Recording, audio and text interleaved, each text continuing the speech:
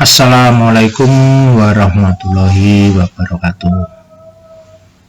Apa kabar anak-anakku semuanya? Mudah-mudahan masih dalam keadaan sehat walafiat dan tetap semangat. Baik untuk anak-anakku semuanya, kelas 11 IPA dan 11 IPS. Hari ini materi akan kita lanjutkan terkait masih dengan situasi Indonesia ketika sudah mulai kedatangan bangsa Barat. Ya, bangsa Barat kemarin sudah saya beri soal, bangsa Barat yang dimaksud bangsa mana saja, masih ingat ya? Ya, tentunya masih. Ya, setelah Indonesia kemarin dikuasai oleh Belanda, terutama pada masa pemerintahan Dendels, dan sampai akhirnya terjadi kejatuhan pemerintahan Dendels karena 3 faktor, kemarin sudah. Bagaimanakah nasib dari pemerintahan, nasib dari bangsa kita? Apakah langsung merdeka? Jawabnya tidak. Bagaimana nasibnya? Seperti ini. 1811 sampai 1816 ternyata bangsa Indonesia mengalami penjajahan yang dilakukan oleh siapa? Inggris. Sudah tahu Inggris letaknya di mana? Ya, lihat di peta ya. Inggris itu negaranya kecil, tapi kekuatannya luar biasa. Wilayah dengan kita jauh, kita sangat luas wilayahnya, sangat besar. Baik, Indonesia dikuasai oleh Inggris. Kemudian kita lihat sejak kapan Inggris menguasai Indonesia. Tadi dimulai tahun 1811. Inggris masuk ke Indonesia ini ditandai dengan adanya perjanjian atau kapitulasi Tuntang. Ini kapitulasi Tuntang. Apa isi kapitulasi Tuntang? Apa isinya? Ya, Jawa atau Indonesia diserahkan kepada Inggris. Tentara Belanda yang sebelumnya menguasai Indonesia menjadi tawanan Inggris. Pegawai Belanda apabila dapat jabatan, syaratnya harus mau kerjasama. Hutang pemerintah Belanda bukan tanggungan Inggris. Inilah isi dari perjanjian kapitulasi Tuntang. Yang waktu itu dihadiri oleh Jansen, ya, Jansen.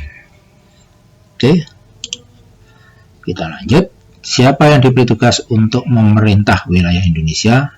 Tidak asing lagi, yaitu siapa? Thomas Stamford Raffles, terkenal dengan nama Raffles kalau di Indonesia. Ya, mengapa Raffles bisa diterima di Indonesia? Karena rakyat dan raja tidak suka pada Dendels waktu itu. Raffles dianggap punya kepribadian yang baik. Jadi masuknya Raffles ke Indonesia itu ternyata cukup mudah, karena sebagian rakyat akhirnya menerima kehadiran Raffles. Apa yang dilakukan oleh Raffles selanjutnya tidak jauh beda dengan Dendels. Jadi dia nanti akan membangun beberapa bidang kehidupan di Indonesia. Yang pertama kita lihat bidang birokrasi pemerintahan. Apa yang dilakukannya? Ada 4. Ya, kalau Dendels kemarin bidang pemerintahan ada berapa? Apa saja? Tolong diingat. Di bidang birokrasi pemerintahan, di sini Anda lihat Pulau Jawa dibagi menjadi 16. Corak pemerintahannya seperti Eropa. Kekuasaan raja turun-temurun itu tidak ada. Jadi siapa yang punya kepemimpinan, kemampuan untuk memimpin, yaitu yang jadi pemimpin. Tidak ada istilah turun-temurun. Ini. Kemudian di bidang ekonomi. Ya, di bidang ekonomi, Raffles menerapkan kebebasan rakyat untuk menanam tanaman ekspor. Menghapus pajak hasil bumi ya hasilnya. Jadi nanti hasilnya berapa kena sedikit pajak, dan penyerahan wajib waktu itu dihapuskan. Kalau dulu ada, sekarang dihapuskan pada masa Raffles. Saya ulangi, hapus pajak hasil bumi dan penyerahan wajib. Kemudian melakukan sistem sewa tanah, ada 3 kelas, silakan dibaca. Kemudian berikutnya pungutan pajak per desa, ya ini untuk membangun desanya sendiri, ya. Kemudian Raffles, Inggris memonopoli menguasai peredaran garam dan minuman keras. Ini dikuasai oleh pemerintah Inggris. Berikutnya yaitu apa program berikutnya yang cukup terkenal dari Raffles yaitu mempunyai program namanya sewa tanah. bagaimanakah tujuan, apa tujuan sewa tanah, bagaimanakah pelaksanaannya, dan apa hambatan pelaksanaan sistem sewa tanah. Tujuan sewa tanah ada 1, 2, 3, 4, menjual secara bebas, daya beli masyarakat diharapkan meningkat, adanya pemasukan tetap, terjadinya sistem ekonomi barang. Jadi ini ekonomi biar berjalan dengan adanya sewa tanah.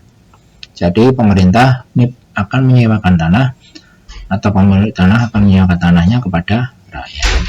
Bagaimana pelaksanaan sistem sewa tanah yang dilakukan pemerintah? Kerja paksa diganti dengan kebebasan. Jadi siapa yang ingin menyewa boleh secara bebas. Adanya hubungan perjanjian adat istiadat ini dilonggarkan, ya, terkait mungkin dengan pelaksanaan sewa tanah. Apa hambatan pelaksanaan sistem sewa tanah? Ya, dimanapun namanya sebuah program, ini kalau yang menjalankan program tidak bagus, sebaik apapun programnya juga pasti tidak akan berjalan dengan baik atau gagal. Hambatannya ternyata adalah pegawainya banyak yang tidak cakap, plus pejabatnya juga berbuat sewenang-wenang. Sudah, ini kalau pegawai pejabatnya sudah tidak cakap, sewenang-wenang, akan menimbulkan hambatan atau gangguan.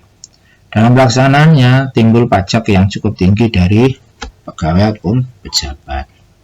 Pegawai dan pejabat belum mengadakan pengukuran tanah, dan mereka pemerintah belum mengenal pasti sistem perdagangan ekspor. Akhirnya dianggap sewa tanah ini gagal pada saat itu.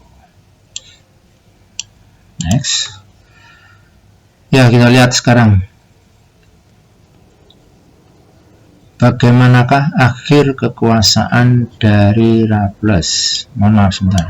Terus ya, sebelum kita masih ada satu bagian lagi.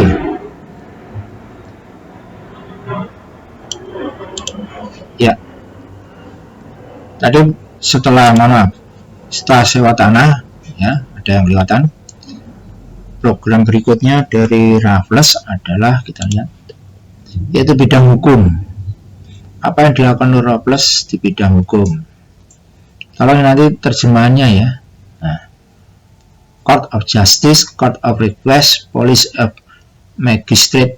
Nah, ini artinya apa ini? Kalau tidak salah masih hubungannya dengan bidang hukum ya. Court of Justice, Court of Request, Police Magistrate.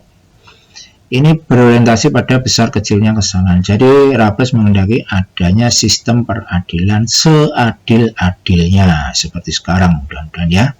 Siapa yang bersalah tanpa memandang dia itu siapa, tetap menjalani hukuman. Sistem keadilan ditegakkan waktu itu.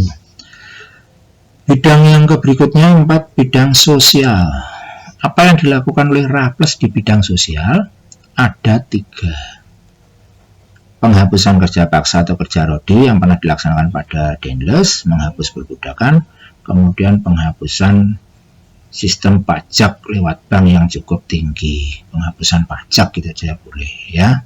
Jadi pajak-pajak yang dinilai memberatkan masyarakat, ini oleh Raffles dihapuskan ya. Kemudian selama 5 tahun 1811 sampai 1816 Raffles juga membangun bidang ilmu pengetahuan. Apa itu?